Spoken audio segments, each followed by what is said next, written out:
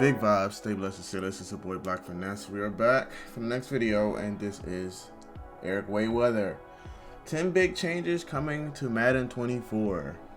We're going to hear the same things over and over again. You know EA is not going to make these changes. They're always going to find a way to get people to spend all their money, go to an ultimate team, drop freaking challenges that take years and the entire season to get a better team.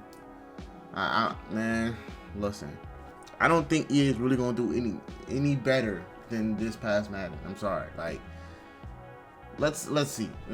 Give me some insight. Madden 24 is just a couple of months away, and within the next week or two, we're gonna start getting a lot of official information from EA Sports. But we already have a pretty good idea of what to expect in Madden 24, at least some of the bigger things. And in this video, I'm gonna be going over the 10 big things that you can expect in Madden 24. Okay, now, every year I do a video just like this, and about 80% of the things I go over usually wind up being true for the upcoming game. You can check the old videos if you don't believe me, but it's pretty easy to predict what's going to be in the upcoming Madden game because you can look at what EA does with their other games like FIFA. You can also look at some of the stuff they've hinted at throughout the year. If they hinted something or the developers talk about stuff on Twitter, usually that's safe to assume whatever they're hinting at is going to be in the game because they wouldn't do that for no reason if they weren't planning to put it in the game. And some of the stuff along the way gets leaked by very reliable sources. If it's leaked by somebody that has been true pretty much every time in the past, then it's safe to assume that that's going to be in the game. Now we're going to get into the list, but if you don't want to miss out on all the official news, it's going to be coming in the next week to 10 days probably. Make sure to subscribe and turn the bell icon on so you don't miss any of the important info when it drops or the gameplay videos. So let's start with number 1. We already know going into Madden 24 that this should be a pretty big year for franchise mode, which has kind of been the case over the last couple of Maddens. Now, for a while, franchise mode was very neglected, as we all know, but the last couple of years, they finally started to put more things back into the mode that were removed years ago. They added assistant coaches back, they added skill trees, they redid the scouting system, they added a couple other small things as well. Then can somebody explain to me what the hype is about franchise mode? Like, I don't understand why that is the biggest thing of almost all the Maddens I ran into since Madden 18. What is the hype about franchise? You're using regular players. Of course, I mean, just based on how many wins you get throughout the season, of course your skill points increase the players' overalls or something like that. But what are you getting out of it? What are you earning? For me, I'm just an Ultimate Team player because it's like, I get it. Ultimate Team does kind of come off unfair if they matching you with people who are have a much higher team than you. But it's almost the same thing with franchise. Like, you're playing regulars. You're not really adding new people. You're not earning new people. You're just playing with the same people, doing a whole bunch of trades and stuff. I mean, I don't know. I guess that's just me. Like, help me explain what the hype is about franchise.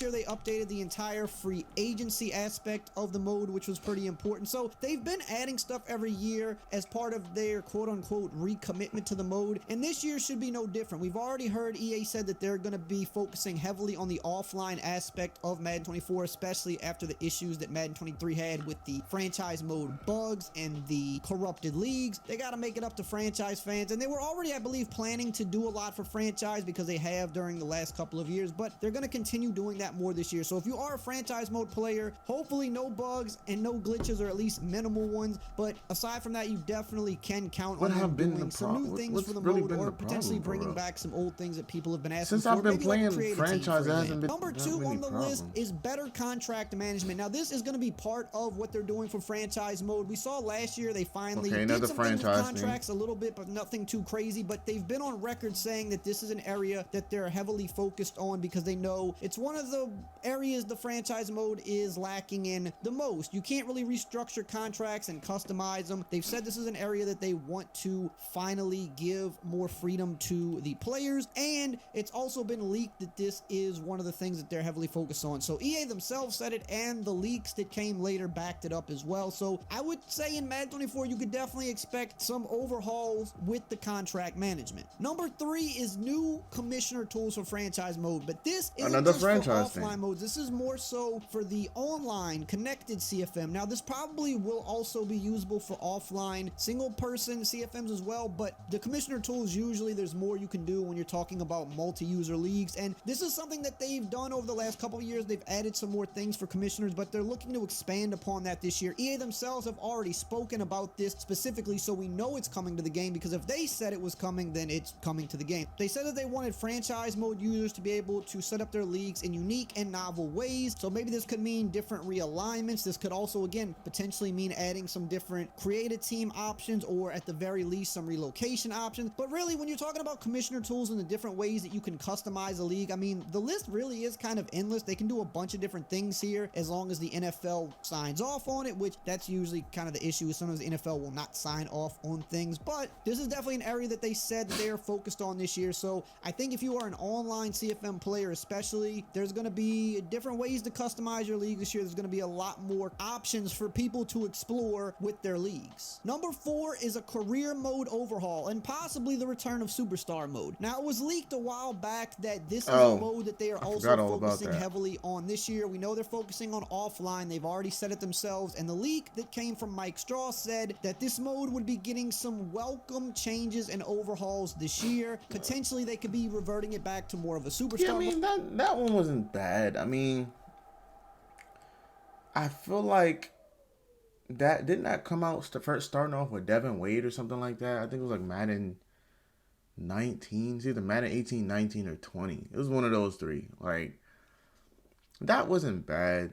I don't know. Like, I think there was a much more better game modes starting off in 19 than it was moving forward. Like, the 20s is just like they made it harder to get the players, but in like 19 below, like the career, a lot of the content was much better then. So I mean, it really depends. Them also making NCAA, which is set to come out next summer. Road to Glory in NCAA is one of the biggest modes, if not the biggest mode, depending on who you ask. And the best part about it was that you could transfer that player over to Madden. Well, with the way that Face of the Franchise is currently set up, you really wouldn't be able to do it the same way you could do it back in the old days, because Road to Glory would allow you to play with any position and had a little bit more freedom to it. Whereas Face of the Franchise is more of kind of a set story that you're operating within, and you can only be so many positions. So I do think they're going to open that up. They're going to let you play with more positions. Whether they change it to superstar mode or keep calling it Face of the Franchise but change how you actually interact with the mode, one way or another, this mode should be getting some welcome changes this year, and it's definitely one of the modes that needs the most work, so I'm definitely curious to see what they're going to be doing. Now, number 5 is me going out on a limb a little bit, but I have a couple of reasons why, and I think we're going to see potentially the return of minicamp in franchise mode. Now, the reason I say this is because, number 1, we know it's an offline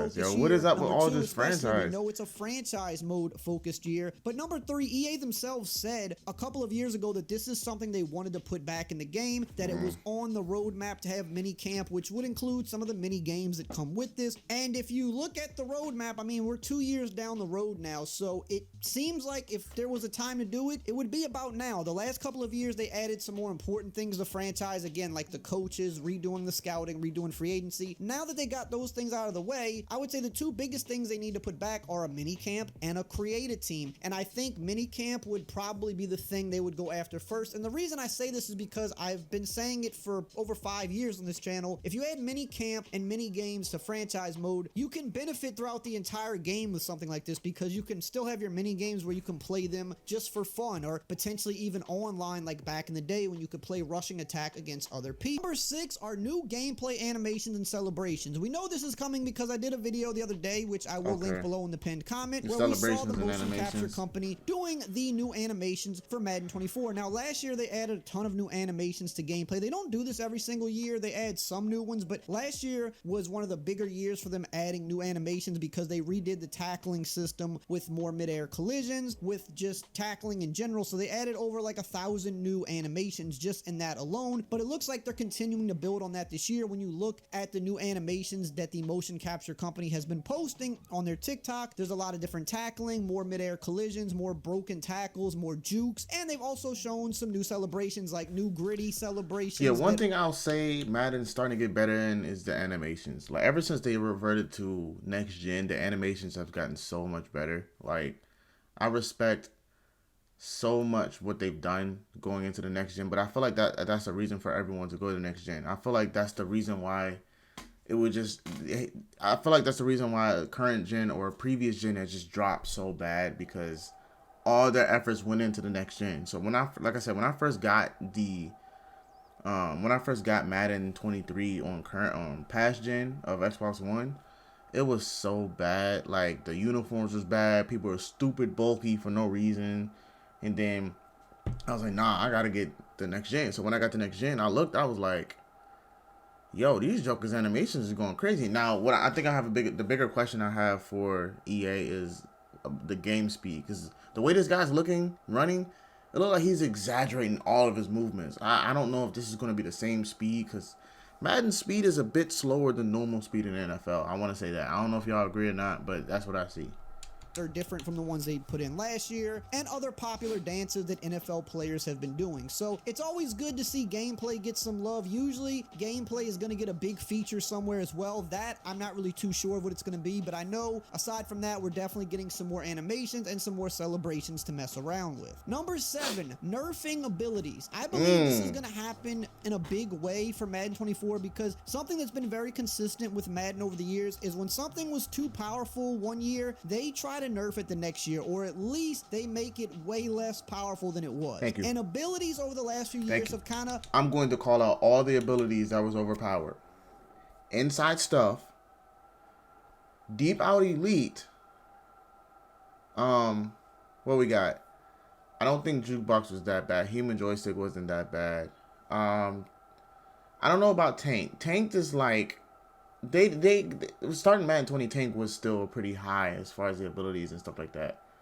I think the biggest one in my opinion is inside stuff. That's the biggest one. Inside stuff was so overpowered. They were giving these linemen 1 ability point, and people were dropping 1 ability point on all of their linemen. Like, we're talking they would be sending 5, and all of them had inside stuff. It's like, there's no way you're able to do it. Like, you're able to get past. Like, run the ball, it doesn't exist. Been an up and down thing. There's always been a few powerful abilities every year, and every year that there's one that's too powerful, they nerf it the next year to where it's not that good. This year they completely removed Escape Artist from being a regular ability because of how powerful it was. But this year we saw just more abilities kind of take on a life of their own, like the knockout abilities on defense, like some of the abilities on offense that would allow you to make aggressive catches in a crazy way, and just a bunch of other different abilities Yeah, I agree. Also, like, one step ahead. I still don't exactly understand outside shade and inside shade. Like, I get it. Inside shade basically means inside the numbers, and outside shade means like outside the numbers, but I guess that means your quicker reaction. They need to nerf Acrobat and Lurker. Acrobat and Lurker are so overpowered, bro. Like, who do you know of middle linebackers to jump 180 degrees backward to pick a ball off? Because we talking, these jokers got rockets in their feet, bro. They're jumping so high because they have Lurker. Even the acrobats, like, we're talking, the DBs will dive 5 yards deep into the ball and pick it off. Like, what many DBs you know are diving like that besides super acrobat ones like the prime Stephon Gilmore or Denzel Ward, or like different people? Like, you don't see Jalen Ramsey's not doing that. Darrell Revis in his prime wasn't really doing that. Like, maybe Brent Grimes. Like, I don't know. Like, it's some of this stuff is a little bit overpowered, but I don't know. EA's not gonna listen to me. They're not gonna listen to many people until they see what's out there. But I mean, yeah. Just dominating the game. The game has turned into pretty much just abilities over ratings, and you can say that it's been like that since they were put in a few years ago, but it seems like it's only gotten worse. And I think this year they're gonna dial that back a little bit because it's just gotten a little too out of hand. I don't think they're gonna remove them from the game, but I think they're gonna, if not balance them better, they're just gonna dial them back a lot to where they're gonna be slight advantages, but I don't think we're gonna see them be nearly as overpowered as they were in years past. Number 8 is the man defense nerf. Now, this might make some people happy, and this might make some people livid. But again, when something was too powerful, make them mad, EA. Make them mad. If you run man consistently, you're a punk. I'm sorry. Dudes in the NFL cannot stay on man that long, especially against good receivers. Stop the madness. I'm sorry. Stop the madness. If you run man 25-8 and you think you're good because of it, because you like to run stupid send 5 or 6 and then put your sub linebacker in the middle while everybody's running man. Like, nah, bro. That doesn't make you good. That makes you exploiter. Like, there are people who gets cooked in man. A lot of people in the NFL get cooked in man. That's why zone is so much better to run. Come on now. It usually gets nerfed the next, and this year man defense for most of the year was very, very powerful, but that was also due in part to some of the abilities like the knockout abilities or the inside shade abilities that made man defense even better. But as the year went on, defense kind of overall got worse, but man defense was still remaining the meta, mostly because zone defense just got so bad after the beta, after the first couple weeks of the game as well. They definitely dialed zone defense back a little too much, and so man was kind of the only thing that most people felt comfortable running anyway. So while man didn't stay as powerful throughout the whole year as it was during the first couple months of the game, I don't think we're going to see a back-to-back year with man defense being the meta, because we really have never seen that before. Every few years, you get a man defense meta where man is way better than zone, and the next year, man defense always takes a big step back, because at the end of the day, nobody wants to play a game where people are just sitting in 2-man under every single game. So I do think this next year going forward, you're going to see man defense not be nearly as good, and you're probably going to see a lot more people playing zone. Number 9 is crossplay. We know that this is coming because Mutt Leaks, a very reliable leaker, said that there are no longer any platform-specific servers. It's just Gen 4 and Gen 5. And PC is now going to be part of Gen 5 as well. So it looks like we're going to have crossplay between PC, PlayStation 5, and the Xbox Series X/S. I don't want to play people on PC. And then on Gen 4, if they keep it that way as well, it'll be between PS4 and the Xbox One. They should give it the option like Call of Duty Warzone is. Give us the option to crossplay with other people. If we want to stick with Xbox or stick with PlayStation or all, like it should be 3 different sections. Same console, all console, and all. You feel me? Yeah.